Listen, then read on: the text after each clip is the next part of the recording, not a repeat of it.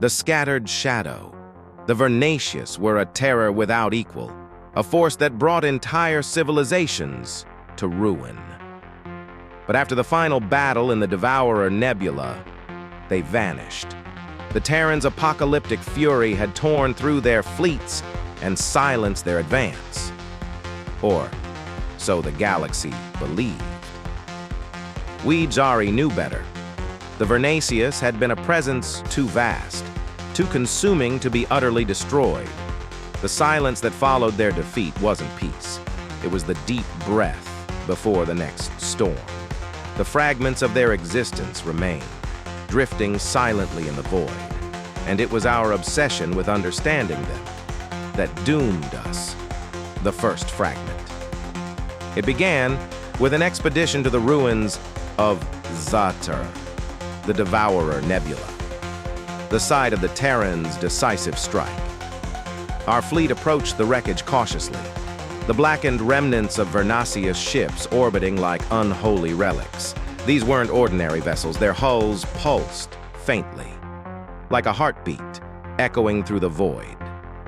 Their jagged structures seemed to writhe, as though alive. One fragment in particular called to us. It was no larger than a Xari life pod, its surface etched with patterns of shifting light and shadow.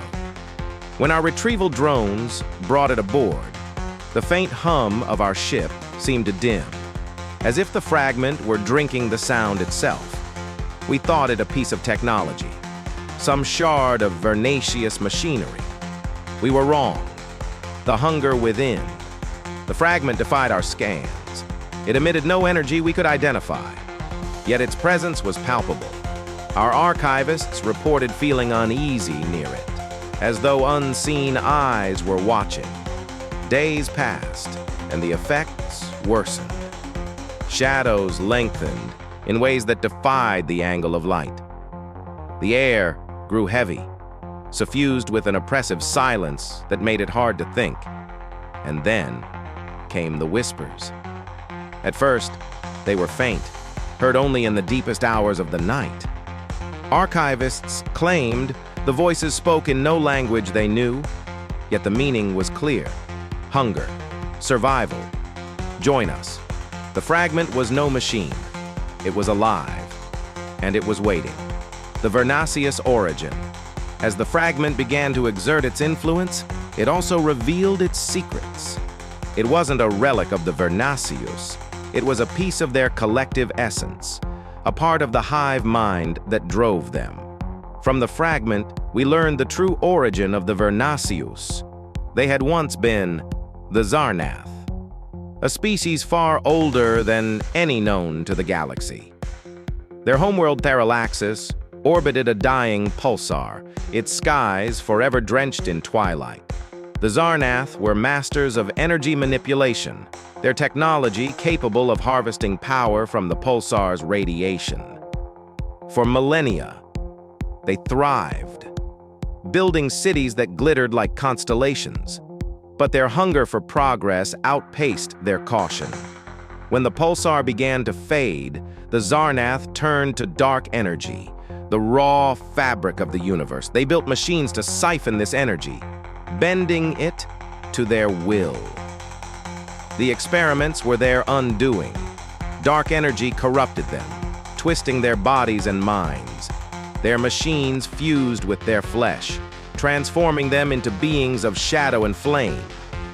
The Xarnath ceased to exist, replaced by the Vernacious, a collective consciousness driven by an insatiable need to consume. Their doctrine became simple: survive at all costs. The eclipsed. The Vernacious were not mindless. At their core were the eclipsed, leaders who had fully merged with the dark energy. These beings were more than commanders. They were gods of destruction, capable of shaping reality itself. Each eclipsed commanded a fleet, their will transmitted across the hive mind like ripples in water. But the eclipsed were not immortal. Their forms required constant sustenance, their existence tied to the dark energy they consumed. This dependency drove the Vernacious' unending hunger, their fleets scouring the galaxy for worlds to devour. Our fragment carried the essence of one such eclipsed. We realized too late that it was awakening. The awakening. The day the fragment broke open, the archive world of Vernacious fell silent. I was in the central chamber when it happened. The fragment, which had sat inert for weeks, began to pulse with a blinding black light. The whispers rose to a deafening roar, and the shadows in the room gathered, coalescing into a shape. What emerged was not a creature, but a presence. It stood taller than any Zari, its form flickering between shadow and fire. Its voice was not spoken, but felt, resonating in our minds. You thought us gone. We are eternal. The hunger remains. It moved through the archive, absorbing everything in its path. Machines crumbled to dust. Archivists collapsed, their life force drained. The being didn't walk, it flowed, an entity unbound by physical form. We tried to contain it, to destroy it, but our efforts were meaningless. By the time it dissipated, half the archive was gone, consumed into the void. The Vernacious plan. In the ruins of the archive, we found data left behind by the fragment. It revealed the Vernacious' ultimate goal: evolution. The fleets the Terrans destroyed were merely a phase. The Vernacious had been working toward a new form. Beings of pure dark energy, unshackled by physical limitations. These entities, the eclipsed ascendants, would no longer require ships or machines. They would exist as shadow, capable of consuming entire systems without resistance. The Devourer Nebula had been their birthing ground, the final step in their transformation. The Terrans had delayed this process, but the data was clear. It had not been stopped. The warning. The Terrans must have known. Their warning, "Gaio, do not disturb the void," was not a suggestion. It was a desperate plea. Even now, we hear rumors of scavengers disappearing near Vernacious wreckage. Rogue collectors speak of shadows that move in the absence of light, of whispers that lure the mind into madness. The Vernacious are not gone. They are scattered, waiting, their fragments spreading their hunger like seeds across the galaxy. And in the deepest corners of space, far from starlight, the eclipsed ascendants stir, preparing to rise. Epilogue. The hunger remains. I write this as the last archivist of Vernacious. The fragment is gone, but its effects linger. My people believe the Vernacious are defeated. They believe the Terrans' fire has saved us. But I know better.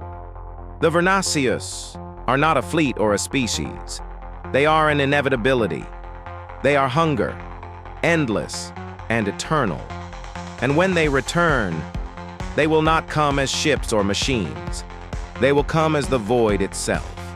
We will not survive them a second time.